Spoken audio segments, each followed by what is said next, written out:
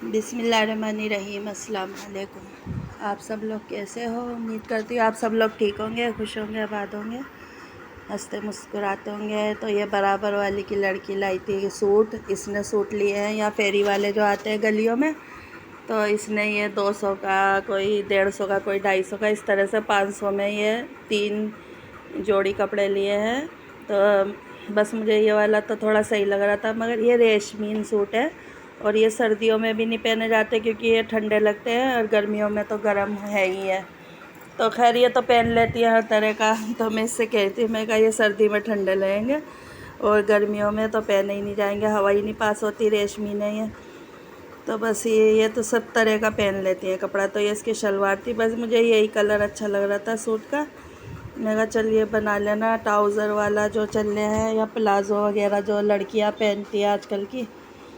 तो ये मुझे दिखाने के लिए लाई थी। ये मेरे पास ही रहती थी ये लड़की बराबर वाली की। अब मैंने इसको इसके माँ बाप के हवाले कर दिया क्योंकि ना इसका भाई जवान लड़की है, अच्छा नहीं लगता किसी की लड़की को रखना। तो मैंने इसके माँ बाप को दे दिया था इसे। तो जी मैं बनाने जा रही थी, फिर रोटी मैंने कहा लाओ रोटी डाल दूँ अब। तो सब्ज़ी वगैरह मैंने बना ली है। और जी मुझसे किसी ने कमेंट में पूछा है कि मैं अपने हस्बैंड को क्यों नहीं दिखाती हूँ। तो जी देखिए, मैंने पिछली वीडियो में भी कई बार ये बताया है और कई बार हस्बैंड का जिक्र हुआ है मेरे कि वो हमें छोड़ के भाग गया है किसी औरत को लेकर।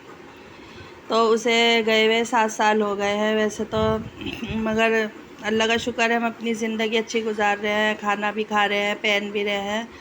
अल्लाह का शुक्र है, अल्लाह ताला हमें चटनी रोटी से खाना दे रहा है, हम उसका लाख लाख शुक्र अदा करते हैं। मगर वो आदमी वीरान है और बर्बाद हो चुका है। तो बस भरी थाली में कहते हैं ना, लात मारते हैं ना, तो वो ऐसे ही बर्बाद हो जाते हैं। तो खैर आप तो देखते ही होंगे मेरे ब्लॉग, मैंने कई बार जिक्र करा है पिछले ब्लॉगों में कि मेरा हस्बैंड नहीं है और वो हमें छोड़ के भांजे की बहू को लेके, अपनी बहन के लड़के की बहू को लेके ही भागा है वो। और अब वो यहीं रहता है, वैसे जहाँ हम रह रहे हैं इसी शहर में रहता है वो, मगर हमारा उससे कोई ताल्लुकात नहीं है ना। वो इस घर में आया है जब से निकला है वो, क्योंकि उसने मुझे दे दिया तलाक। तो मैंने पहले भी आपको यही बताया था कि वो आदमी यहाँ नहीं आता, और ना मैं उसको कैसे सामने लाऊं जब उससे मेरा कोई रिश्ता ही नहीं है। और फिर मुझे कईयों ने कहा है, और रिश्ते भी मेरे बहुत आए हैं उसके जाने के बाद, मगर मैंने नहीं करा क्योंकि मेरे बच्चे खुद उस टाइम जवान थे, 12-12, 13-13 साल के थे तीनों बच्चे मेरे। क्योंकि ना अच्छा नहीं लगता बच्चे जवान और माँ निकाह कर ले और दूसरा बाप आ जाए, पता नहीं कौन कैसा है कैसा नहीं। वैसे बस सब ने चाहा कि मेरा भी हो जाए, क्योंकि उस टाइम तो मैं बहुत सही थी, बीमार भी नहीं थी, अच्छी थी। और बस मेरा दिल नहीं करा, मैंने नहीं करा। अब तो मेरी थोड़ी ज़िंदगी रह गई है, बस बच्चों के नाम कर दिए। अल्लाह का शुक्र है तीनों बच्चों का निकाह मैंने कर दिया है। वैसे नशरा का थोड़ा मैटर इल्झा पड़ा है, अल्लाह इसका भी कोई रास्ता निकाल ही देगा और इसका भी कोई अच्छा रिश्ता मिल जाएगा तो हम इसका दूसरा निकाह कर देंगे इंशाल्लाह। तो बस एक बच्चे की माँ है, बस इसका ही थोड़ा मैटर अटका पड़ा है थोड़ा सा, बस अल्लाह पाक इसका भी थोड़ा सॉल्व करा दे। तो यही मेरी अल्लाह से दुआ है, हर वक्त मैं दुआ करती हूँ। तो मेरा ज़ाहिर है मेरा जवाब आपको मिल गया होगा शौहर के बारे में। बस वो शौहर तो अब खाना ख़राब बर्बाद हो चुका है, अब वो किसी मतलब का नहीं है उस औरत के। तो वो औरत अपने पहले शौहर से बात करती है अब भी फ़ोन पे, तो उनकी लड़ाई झगड़े रहते हैं।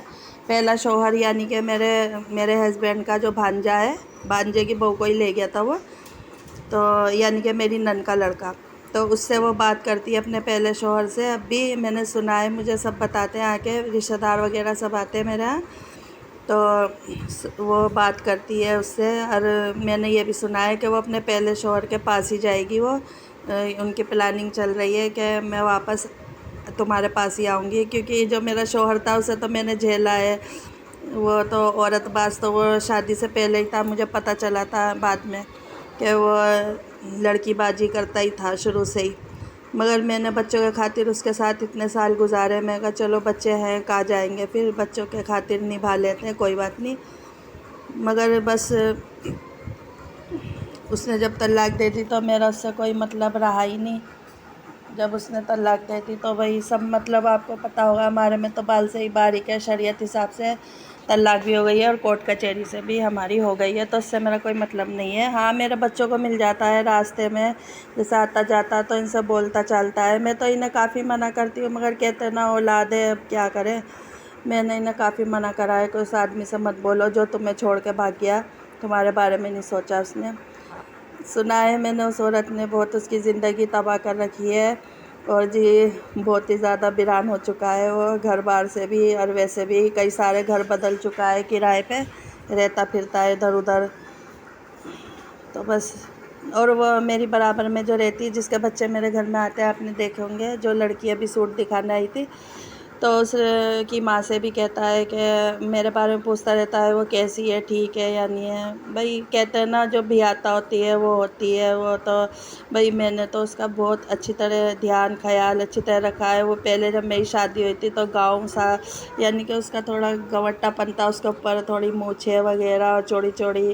तो मैं पहले अच्छी थी, अभी तो मैं ऐसी हो गई हूँ बीमारी में, कुछ थायराइड में मेरा दिमाग भी ख़राब होता जा रहा है, कुछ भुलक्कड़ भी। अब मैं ऐसी हो गई हूँ गम सदमों में ही, बच्चों की औलादों की, कुछ है अपने शोहर के। तो बस, नहीं तो पहले मैं अच्छी थी तो मैं सोचती थी कि मैं इसे भी अच्छा बनाऊं, कि ये थोड़ा गांव वाला सा है। तो मैंने उसकी मूछें वगैरह सब हटवा दी थी। वो पहले वाली पैंटें पहनता था, जो ढीली ढाली पैंटें पहले चलती थी कपड़े की सिली हुई, तो मैंने उसकी जीन्सें वगैरह ला के दी, उसे शर्ट टी शर्ट सब ला के दिए है, उसको पहनाना शुरू करा है अच्छी तरह से। कलर मैच करके नहीं पहनता था सही से, वही उल्टे सीधे कलर पहनता था जैसे गांव वाले पहनते हैं, डार्क डार्क से। मैंने उसे सिखाया हर तरह से, तो वो हीरो बन गया, और वो अब भी हीरो ही बना फिरता है वैसे। मगर मैंने सुना है बहुत परेशान है वो।